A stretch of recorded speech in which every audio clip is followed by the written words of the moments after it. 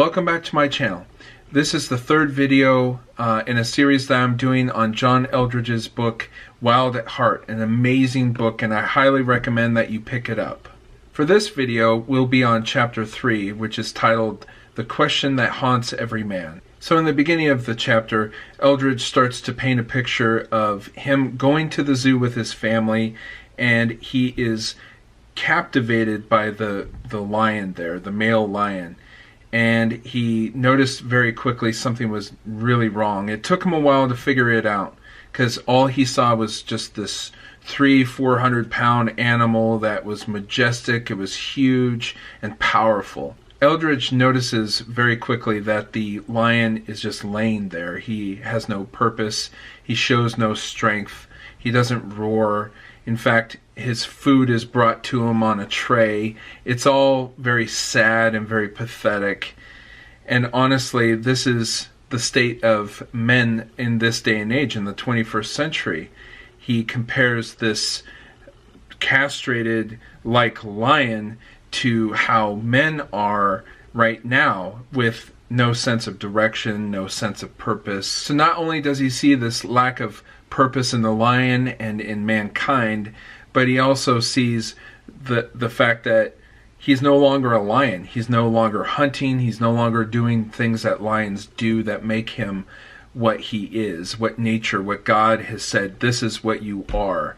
And the same with men. Men were stuck in this corporate culture of passiveness, of being a nice guy, like I said in the prior video. We are no longer that courageous lion waiting to be let out, waiting to pounce and take action and seek adventure and to explore the world.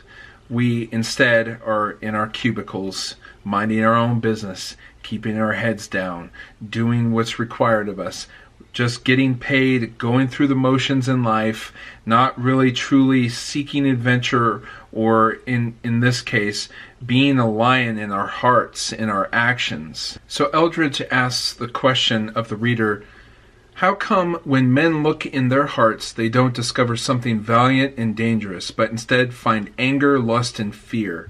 Most of the time I feel more fearful than I do fierce. Why is that? It was 150 years ago that Thoreau wrote, "The mass of men lead lives of quiet desperation, and it seems nothing has changed. As the line from Braveheart has it, all men die, few men ever really live." And so most women lead lives of quiet resignation, having given up on their hope of a true man. And this is a very bleak outlook on men in today's society, and one, frankly, that I share. This is part of the motivation for creating this series, this video series. This book is always hitting home that, hey, men, we have a purpose. We are called to something greater. We are something greater. We're fierce. We are adventuresome. Not only that, we crave adventure. We crave to seek the beauty, the woman in our lives that will stand by our side and walk with us in life and share in our adventure, share in our passion as men.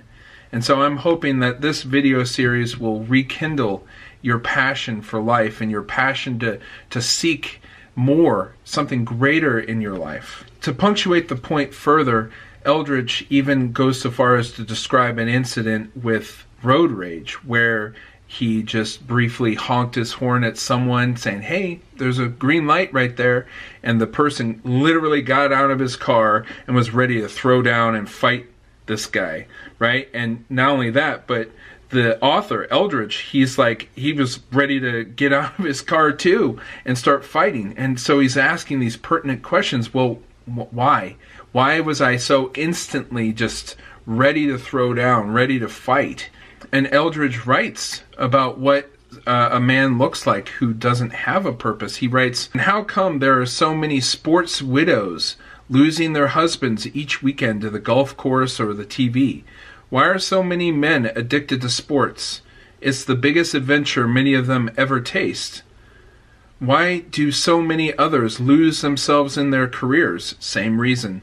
I noticed the other day that the Wall Street Journal advertises itself to men as adventures in capitalism. I know guys who spend hours online e-trading stock. There's a taste of excitement and risk to it, no question. So again, they're seeking something. Then they're trying to find any way to capture it. And so often, I see guys who are just obsessed with sports, know all the statistics and all the rules and watch all the games, and I'm over here just like, okay, I don't follow sports. I used to be really big into basketball, but that's about it. So after giving several examples, Eldredge finally concludes, if a man does not find those things for which his heart is made, if he is never even invited to live for them from his deep heart, he will look for them in some other way. Why is pornography the number one snare for men? He longs for the beauty, but without his fierce and passionate heart, he cannot find her or win her or keep her. Though he is powerfully drawn to the woman, he does not know how to fight for her, or even that he is to fight for her. Rather, he finds her mostly a mystery that he knows he cannot solve, and so at soul level, he keeps his distance.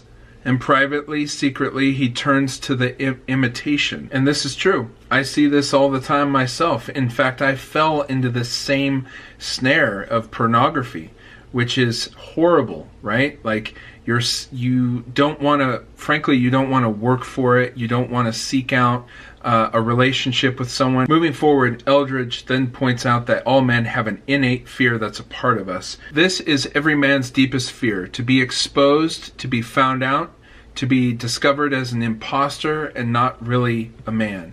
And so what he means by that is there are several instances, and Eldredge actually uses a very, very common one, where just imagine yourself going to the mechanics, right? There's something wrong with your car. You go to the mechanics, and the guy's like, oh yeah, man, it's the carburetor that's stealing, having a problem. I don't know mechanics. And you're like, oh yeah, I suspected that. Yeah. So the reaction is you're basically posing. You're posing as someone who's more knowledgeable in mechanics than you actually are. And so basically this stems from our first parent, Adam, who also, had this innate fear that was a part of him. So he eats the forbidden fruit with Eve, and instead, when God comes, he hides. And this fear is reflected from Genesis when we see Adam hiding from God after eating the forbidden fruit. And God's like, where are you? And Adam's like, I was afraid, and so I hid. And so, because he was naked and afraid, right? And so to this point, Eldredge writes, every man feels that the world is asking him to be something he doubts very much he has it in him to be. This is universal. I have yet to meet an honest man who won't admit it.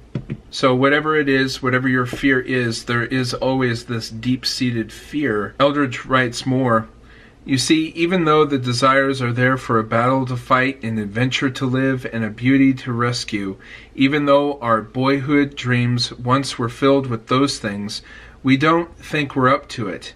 Why don't men play the man? Why don't they offer their strength to a world desperately in need of it?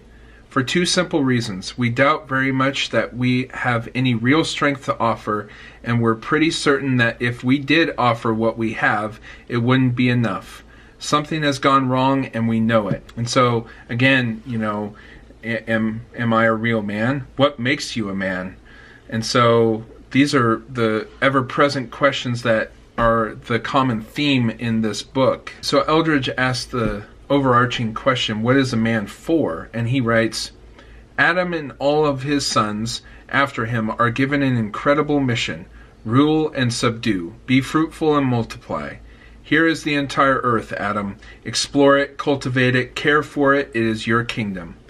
Whoa, talk about an invitation. This is permission to do a heck of a lot more than cross the street.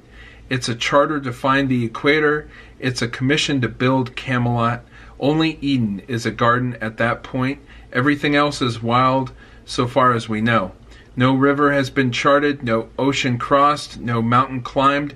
No one's discovered the molecule or fuel injection or created Beethoven's Fifth. It's a blank page waiting to be written.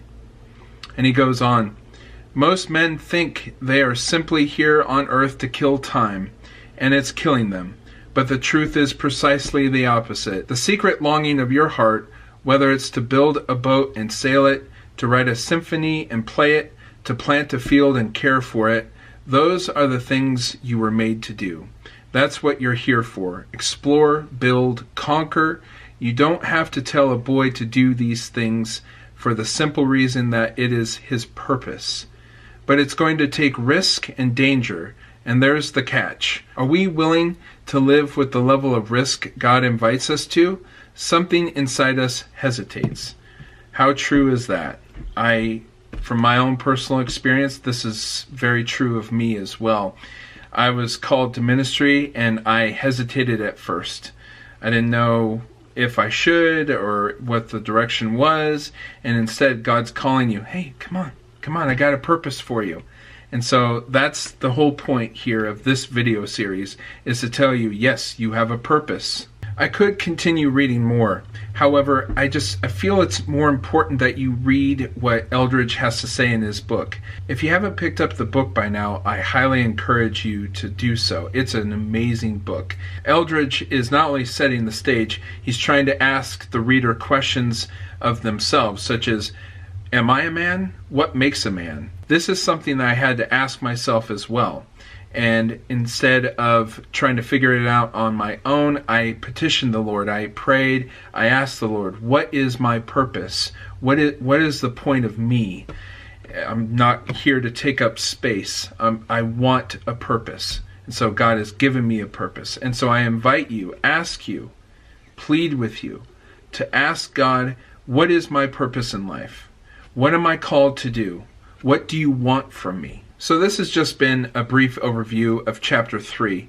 If you want to learn more, I encourage you to pick up the book. It's a great book. As always, I look forward to your comments and any prayer requests you might have. So if you're passionate about living a life devoted and seeking a relationship with Jesus Christ, then I invite you to subscribe to this channel.